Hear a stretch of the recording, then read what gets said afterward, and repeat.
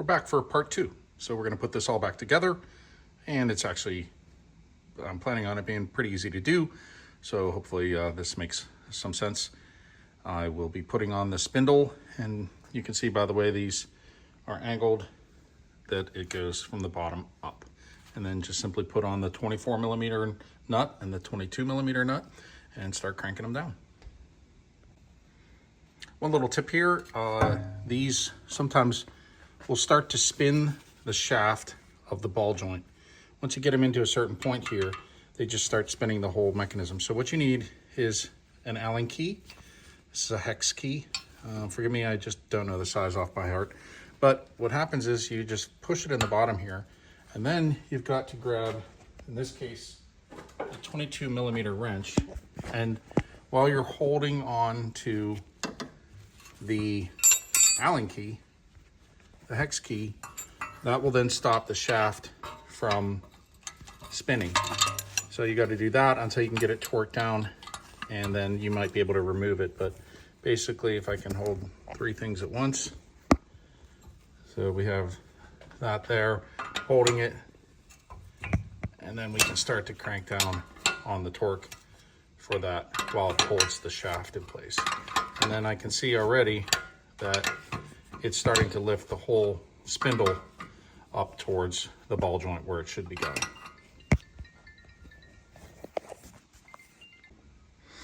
Okay, once you get the spindle bolted back in and held down with those that hex key, as you can see there, well, can't really see it, but underneath there is a hex key.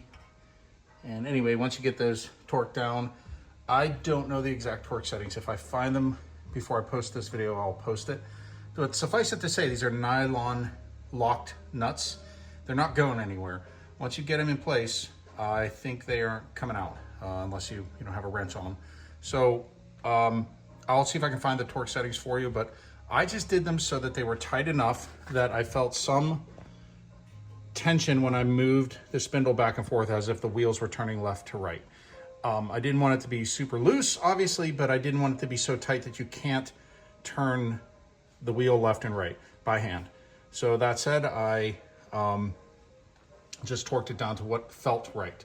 Okay, in the meantime, I got the new steering, the track rod and the drag link hooked up here, the new steering dampener, and everything is bolted down tight. I also found my little buddy here again, Mr. Stinkbug. Hello there. Let's see if we can zoom in on you. There you go. And with that, always saying hello. So we are going to move on to the next thing, and that is basically getting the axle back in, which is down here on the floor, and getting things cleaned up inside of here before we do that. All right, that cleaning thing I was just mentioning, let's do that right now. Basically, I have a rotary wire brush on the end of my drill, and I'm just gonna go through here and going to just clean this out as best as possible. That way, when we put the new hub back in, it'll have a cleaner mating surface than what we've got here, which is nothing but pitted rust. So I'm hoping that with some of the anti-seize that I'll put in here, that it will just seal anything up and keep it from rusting and making it even worse. All right, little buddy, time for you to go outside. There you go. Okay, hope you survive winter. Bye-bye. Okay, got this cleaned up, and then put a little bit of anti-seize lubricant in here. Again, not that it's going to impact really anything other than this going back together a little smoother. And then once we put the hub back in, it will go in smoother. There's a little O-ring that goes around the hub, and again, it just keeps it sealed. So keep as much dirt and water and so forth out as possible. So I figure I'll add that in just as a little bit of good measure. Getting that axle in is really very straightforward. It just basically pushes in. You got to wiggle it back and forth a little bit. But in essence, it just goes right back into the differential, and now we have the hub. And I like to buy these with the wire for the wheel speed sensor already built into it. That's just like one less thing you have to do. And then basically it just goes in with the wheel speed sensor at the top and in this slot, and you just got to fish the wire through as you're doing it, and it's not too bad of a job.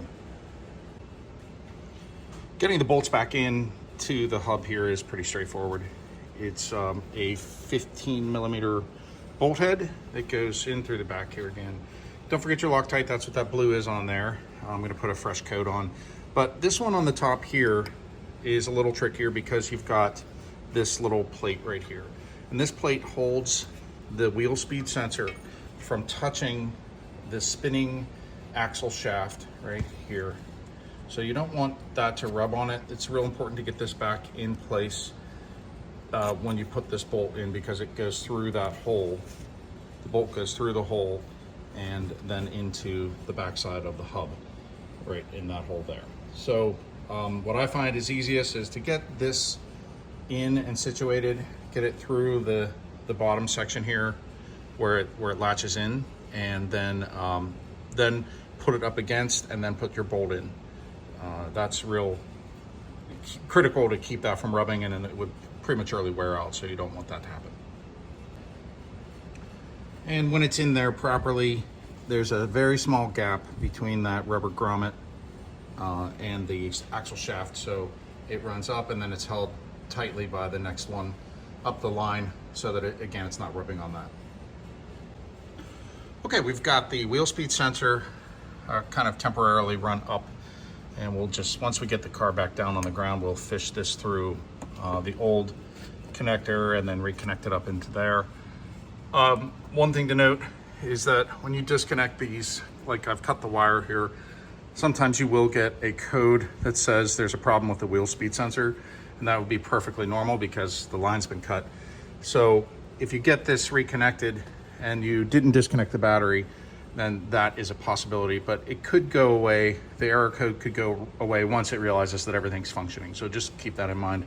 If you have a code reader that can look at such things, you can clear it and the problems will pretty much go away, and I'm sure they'll stay away. Next thing we're gonna do is get the disc brake back on. And that's really as simple as lining up the screw hole right there with the one that's on the disc itself, and with any luck, one-handed,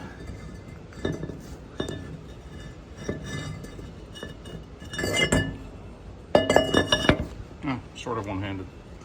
It's that simple, and then we're just going to put the screw in there to secure the disc back onto the hub. And for any of you who have not watched any of my previous videos, I'm a huge fan of paying it forward. What I mean by that is put a little bit of anti-seize on anything that requires it, anything that may have to come apart in the future, like these disc brakes are going to need replaced at some point in the life. Do your next mechanic buddy a favor and just put a little bit of anti-seize on some of these screws. There's a couple different variants, and when it gets real hot, probably the copper version of anti-seize is the best choice here. It works well with brakes and so forth, or when it gets real hot. I just don't happen to have any more of that left, so I'm doing the next best thing, and that's just regular anti-seize. But again, once you put this in here, it'll stay tight. It's not going to go anywhere. Even if it does loosen up, the screw can't come out because the wheel is up against it when it's installed. But like I said, please do your buddies a favor going forward, and that'll make this screw a lot easier to come out. Next, we have the carrier for the caliper. I put some new copper grease that I just got in here. This is where the brake pads will slide on all four sides here. And then we put the pads really right back in the way they came. As I mentioned, these are good pads still. There's a lot of pad left, and the disc brake looks good. Even if it's a little rusty, that's okay. They still work great. As long as there's meat on the bone here, so to speak, that you should be good to go. And we will install the brake pads in as they should go, and then we'll put the caliper back in. The caliper is now seated. I'm going to tighten these bolts down, but I just wanted to point out again that right here where I'm pointing, these bolts that hold the caliper into the carrier, there's one at the top, and then there's one here at the bottom, right there. It's real important to use Loctite on these as well. These have a tendency to kind of back off if they're not secured in properly. There's no lock washer or anything like that you can put on them, or you should put on them. So a little bit of blue Loctite is the way to go. Get it in and seated with just a little drop of blue Loctite, and that should hold it in until the next guy needs to take it apart. It'll come apart, but it won't do that until they put a wrench on it. This is now mostly together. I fished the new wheel speed sensor wire up and through. Once I lower it, I'll disconnect the old one, reconnect the new one. I'll do the same on the other side since I did that work earlier. The last thing to do is really get this hub nut on and as tight as you can by hand. Once it's then down on the ground with the wheel, then you can torque it down to the specs, which are like 1,000,000 foot-pounds. I don't know, some crazy 300 or 400 foot-pounds of torque. I don't remember the setting offhand. I'll have to look it up, but it's real important that you get this torque down to the exact setting because you don't want to put undue pressure on the hub by over torquing it or having less torque on it. And then I won't show this now because we're going to do this after, but once it's torqued down, there's this tiny little gap right here. You can see that. The edge of this nut is flexible, and what you do is you get a screwdriver and you just hit it with your hammer, the edge of this screwdriver on here, and you hit it with a hammer, and that dents this into that little keyway, and that prevents the bolt from backing off. So once you get it torqued down, give it a little crimp there. That makes it safe to make sure this thing won't work itself loose. And then with this point, like I said, I'm gonna get that hand tight. We're ready to put the wheel on it and get this thing on to the inspection shop and also the alignment shop. So thanks for tuning in on this. I hope this helps you, and have a good day.